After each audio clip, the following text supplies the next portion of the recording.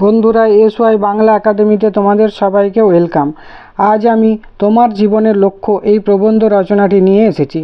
বন্ধুরা, ভিডিওটি সম্পূর্ণ দেখার অনুরোধ রইল। ভালো লাগলে সাবস্ক্রাইব করে পাশে থাকার অনুরোধ রইল। তাহলে শুরু করি। তোমার জীবনের লক্ষ্য থাকলে অ্যান্সারে লিখবে আমার জীবনের লক্ষ্য। আর যদি থাকে তুমি বড় হয়ে কি হতে চাও, তাহলে লিখবে আমি বড় হয়ে ডাক্তার হতে চাই।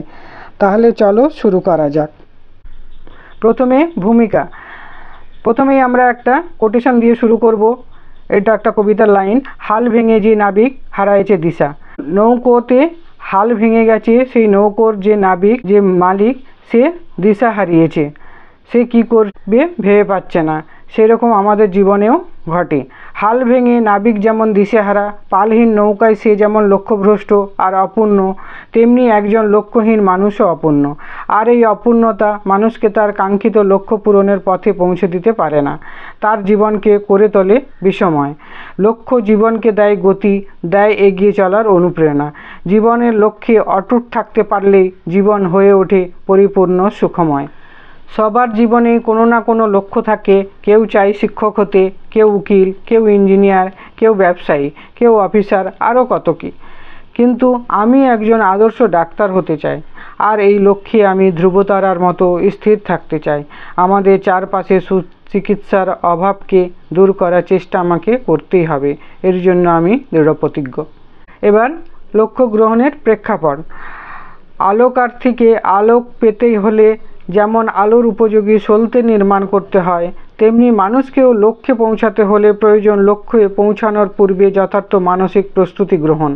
যথার্থ প্রস্তুতির মধ্যেই নিহিত থাকে সাফল্যের চাবিকাঠি। তেমনি আমার এই লক্ষ্য বা পেশা নির্বাচনের প্রস্তুতি পর্বও প্রাসঙ্গিক। যখন আমি প্রাথমিক স্কুলে পড়ি, তখন আমার এক আত্মীয়ের যেভাবে সুচিকিৎসার অভাবে মৃত্যু হয়েছিল, সেই স্মৃতি এখনও আমাকে তাড়া করে। শুধু আমার সেই অল্প বয়সী আত্মীয়ই নয়, অনেক মানুষকে বিনা চিকিৎসায় কিংবা হাতুড়ে ডাক্তারদের ভুল চিকিৎসায় মরতে হয়েছে। কারণ আমাদের আশেপাশের গ্রামে কোনো হাসপাতাল তো ছিল না কোনো পাস করা ডাক্তার। রাত বিরেতে হঠাৎ কারো অসুখ দেখা দিলে ভগবানের উপর ভরসা করে বসে থাকতে হয়।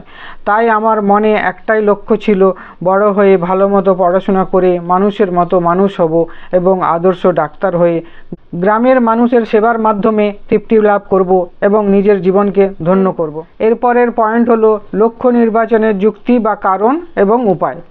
একজন মানুষ শুধুই খাদ্যের জন্য বাঁচে না, বাঁচে সুস্বাস্থ্যের কারণে, স্বাস্থ্য চেতনার জন্য। তাই একজন ডাক্তার হলে আমি শুধু চিকিৎসার কাজই করব না, স্বাস্থ্য পরিষেবা সম্বন্ধে মানুষকে সচেতন করতে পারবো। তাছাড়া আমি ছোটবেলা থেকেই দেখে আসছি, গ্রামের বহু মানুষ পুকুরের জল পান করে, বনে বাদারে পুকুর পাড়ে মলমূত্র ত্যাগ করে, সাপে কামড়ালে ওঝার কাছে যায়। মায়েদের সন্তান প্রসবের জন্য দাইমাদের সাহায্য নেওয়া হয়, সেজন্য মা হতে গিয়ে বহু মা মারা যান। এসব ঘটনাও আমাকে এই লক্ষ্য গ্রহণে বাধ্য করেছে। আবার এও মনে হয়েছে, আমার মতো নিম্ন মধ্যবিত্ত ঘরের ছেলে বা মেয়ে, এখানে তুমি ছেলে হলে ছেলে লিখবে, মেয়ে হলে মেয়ে লিখবে, যাদের বংশে কেউ এমন জীবিকা গ্রহণ করেনি, অপরপক্ষে এই ধরনের ব্যয়সাপেক্ষ ও কঠিন লক্ষ্য গ্রহণ করা উচিত হয়েছে কিনা। তবুও আমার মনের জোর ও ইচ্ছাশক্তি এবং আমার বাবা মায়ের প্রেরণা আমাকে এই লক্ষ্যে পৌঁছে দেবে বলে আমার স্থির বিশ্বাস। তাই আমি এখন থেকে খুব মন দিয়ে পড়াশোনা করছি, যাতে 12 পাস করে মেডিকেলের নিট এক্সামটা ভালোভাবে দিতে পারি এবং ভালো র্যাঙ্ক করে সরকারি মেডিকেল কলেজে ভর্তি হতে পারি। তাহলেই আমাদের বাড়ির আর্থিক সংকট আমার লক্ষ্যের মাঝে বাধা সৃষ্টি করতে পারবে না বলে আমার ধারণা। ভবিষ্যৎ পরিকল্পনা। স্বপ্ন দেখা যত সহজ, তাকে বাস্তবে রূপায়িত করা তত কঠিন। এপিজে আব্দুল কালাম স্যার বলেছেন, স্বপ্ন সেটা নয় যেটা মানুষ ঘুমিয়ে ঘুমিয়ে দেখে, স্বপ্ন সেটাই যেটা পূরণের প্রত্যাশা মানুষকে ঘুমোতে দেয় না। তাই স্বপ্নভঙ্গের শিকার না হয়ে স্বপ্নকে বাস্তব রূপ দেওয়ার জন্য দৃঢ় পদক্ষেপ গ্রহণ করতে আমি শারীরিকভাবে এবং মানসিকভাবে প্রস্তুত। শুধু তাই নয়, আমি ডাক্তার হয়ে কি করতে চাই সে বিষয়ে আমি আমার কর্মসূচি ঠিক করে রেখেছি। যেমন প্রথমেই আমি গ্রামের মানুষদের মধ্যে স্বাস্থ্য চেতনা ও গড়ে তোলার জন্য নির্দিষ্ট পরিকল্পনা নেব।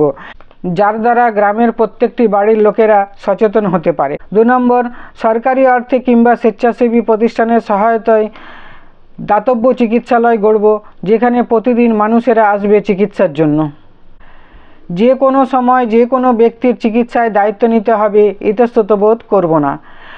দুস্থ ও গরিব লোকেদের কাছ থেকে কোনো পয়সা না নিয়ে চিকিৎসা করার ব্রত গ্রহণ করব।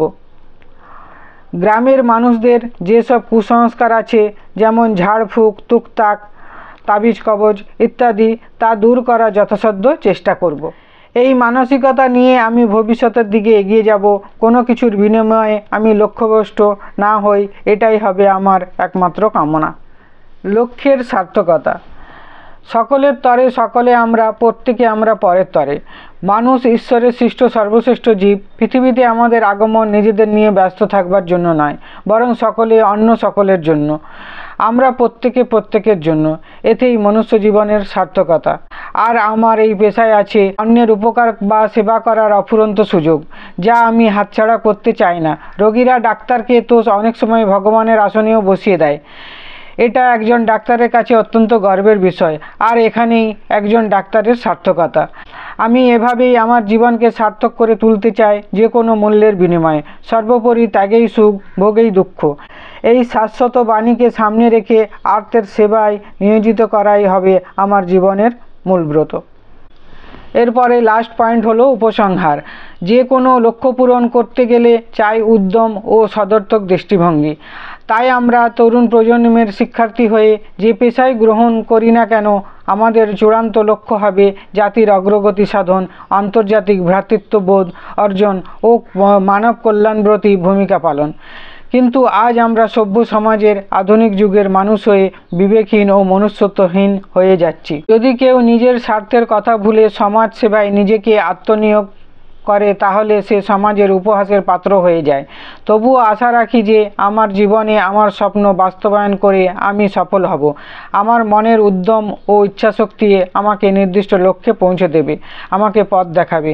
তাই ঈশ্বরের কাছে প্রার্থনা করি, তোমার পতাকা যারে দাও তারে বহিবারে দাও শক্তি। আমাকে শক্তি দাও, সামর্থ্য দাও, প্রাণে আর মনে দাও স্বপ্ন সাধনার অপরাজেয় উৎসাহ ও অনুপ্রেরণা।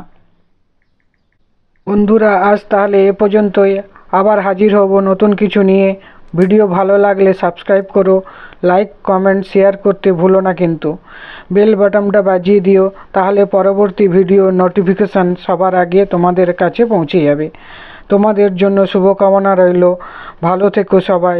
ধন্যবাদ সবাইকে।